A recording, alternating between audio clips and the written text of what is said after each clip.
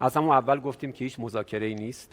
ما قرار هست که با طرف پاکستانی به عنوان میانجی گفتگویی داشته باشیم راجع به مختصات تفاهمی که مد نظر ماست.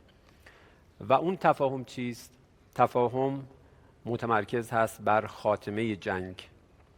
ما در رابطه با موضوع هسته‌ای خب در دوره ریاست جمهوری جدید آمریکا تو این یکی دو سال، یک سال و نیم بارها صحبت کردیم.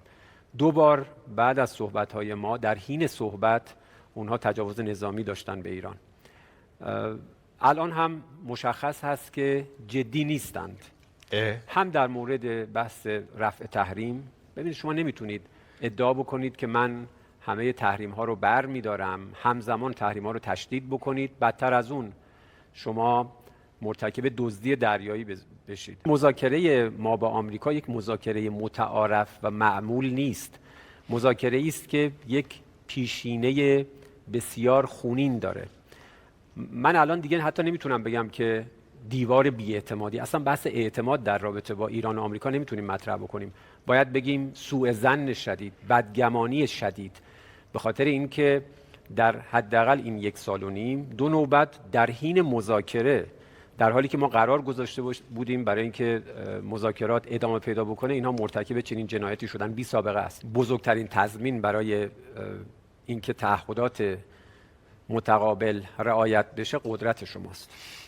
هیچ تضمین دیگه وجود نداره. نه حقوق بین‌الملل، نه سازمان ملل متحد، نه کشورهای دیگر، نه قدم شورای امنیت. نهایتاً خودتون هستید که میتونید تضمین بکنید با قدرت خودتون. دقیقاً این رو که ما خب بارها درسش آموختیم. عمان دوست ماست. عمان هم دوستیش رو در این 40 روز ثابت کرد و متقابلاً ما نیز. و همین که میانجی مذاکراتی بود که 2 نوبت منجر شد به جنگ. کاری که آمریکا کرد فقط خیانت به دیپلماسی نبود، خیانت به نهاد میانجیگری بود در حقوق بین‌الملل، خیانت به عمان هم بود. عمان به عنوان کشور دوست ما در منطقه برای ما بسیار مهم هست. سفر به عمان هم در راستای دیپلماسی منطقه ایران بود و هم این که ما که نمیتونیم منطقه رو رها بکنیم، ما همسایگان ابدی خواهیم بود با کشورهای منطقه. در ادامه مسیر هم ما باید با دوستانمون مدام هم مشورت بکنیم، به خاطر اینکه این داستان ادامه خواهد داشت. ما در میدان خب با دشمنمون داریم جانانه می جنگیم، اما در عرصه دیپلماسی و رسانه هم باید خودمون رو تجهیز کنیم. مرتباً باید با دوستانمون در سازمان بین‌المللی، خصوصاً کشورهای عضو دائم شورای امنیت، روسیه و چین، در ارتباط باشیم با منطقه. ببینید منطقه باید بداند که جمهوری اسلامی ایران دشمن اونها نیست. خیلی از کشورها هستن که دوست دارن کمک بکنن با هر نیتی، خیلی‌هاشون هم نیتشون مثبت هست، ولی میانجی رسمی گفتگوها کماکان پاکستان خواهد بود. I would note $30 billion for bureaucrats in Ukraine is more than the bill that we've talked about today for a existential and critically important war to ensure that Iran doesn't get a nuclear weapon. That's worth noting.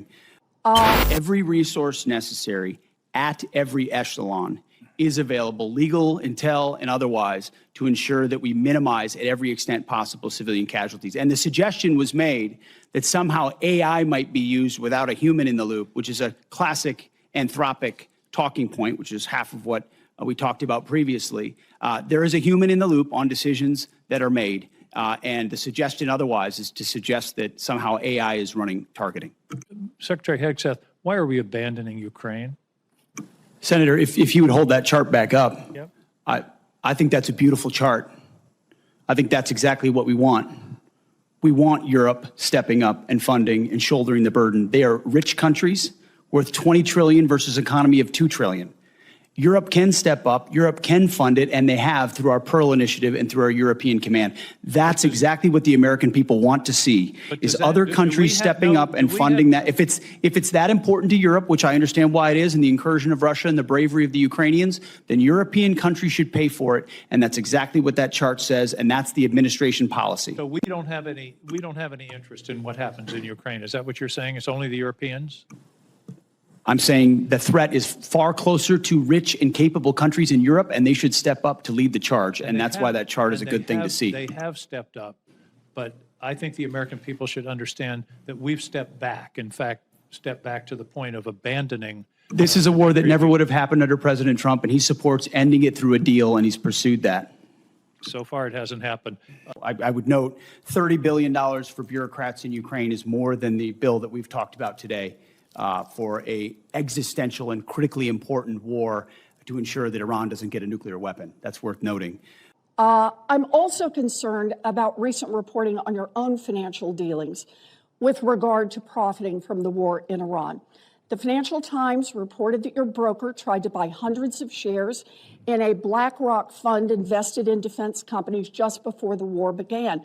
The law clearly prohibits the Secretary. That entire story is false, has been from the beginning, and was made up out of whole cloth. And anybody that looks at it sees how it was worded from the beginning to make it look like I was involved in something I had nothing to do and never have. So any insinuation that I've ever profited other than serving this nation, what I give, what you give, what others give, I'm not looking for money. I don't do it for money. I don't do it for profit. I don't do it for stocks. And that's part of the reason why I'm able to be effective in this job, because no one owns me. No one owns this department. No one owns this president, and we can execute for the American people, and we do. The law clearly prohibits the Secretary of Defense from owning stock in the 10 biggest defense contractors. Other senators and I sent you a letter with detailed questions about this, and you have not given us a response. So I'd like to hear you say, did you, through your broker at Morgan Stanley or otherwise, seek to invest in any defense-related funds right before Trump started the Iran war? I'll give it to you as a big, fat negative. Then let me ask you a second question. Is your broker getting your personal sign-off on any investment in individual stocks? Bigger, fatter, negative. He's not getting your sign-off before he makes investments in defense stocks? Can I refer you to your I'm not making investments, agreement? Senator. I am asking, does he know that he has to get your sign-off before he does that? Of course. I don't know what you're looking for, but you ain't going to find it. Thank you. Thank you, Senator. Europe and Asia have benefited from our protection for decades, but the time for free riding is over. America and the free world deserve allies who are capable, who are loyal, and who understand that being an ally is not a one-way street. It's a two-way street. We are not counting on Europe, but they need the Strait of Hormuz much more than we do, and might want to start doing less talking and having less fancy conferences in Europe and get in a boat. This is much more their fight than ours. Europe and Asia have benefited from our protection for decades, but the time for free riding is over.